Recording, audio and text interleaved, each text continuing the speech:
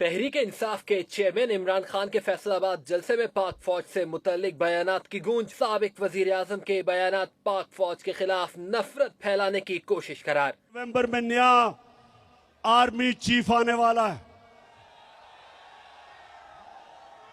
और ये दोनों जरदारी और नवाज शरीफ, इनकी पूरी कोशिश है कि ऐसा आर्मी चीफ आए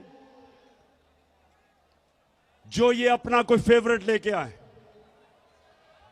ये अपना आर्मी चीफ लाना चाहते हैं क्योंकि पैसा इन्होंने चोरी किया हुआ है। ये डरते हैं कि यहां कोई तकड़ा आर्मी चीफ आ गया, एक मुहिब्बे वतन आर्मी चीफ आ गया तो वो पूछेगा इनसे। तो इस डर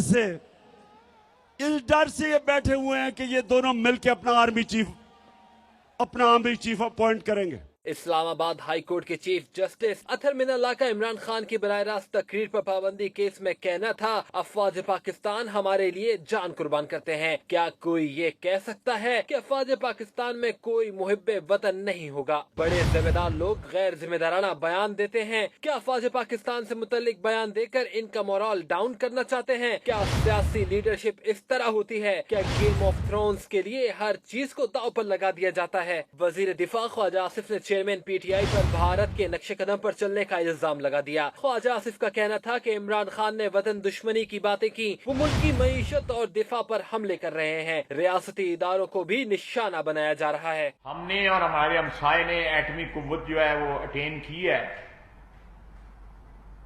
उनकी प्रायोरिटी यह है कि हमें इकोनॉमिकली तबाह किया जाए और वो इकोनॉमिकली तबाह करने के लिए जो आलाकार बन रहे हैं वो पीटीआई और पीटीआई की क़यादत और इमरान खान बन रहे हैं।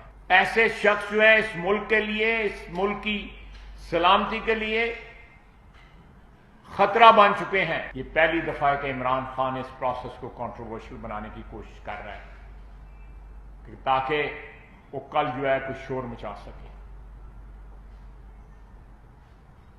ये बातें जो उन्होंने कल की हैं ये वतन दोस्ती की बातें नहीं है, ये वतन दुश्मनी की बातें हैं।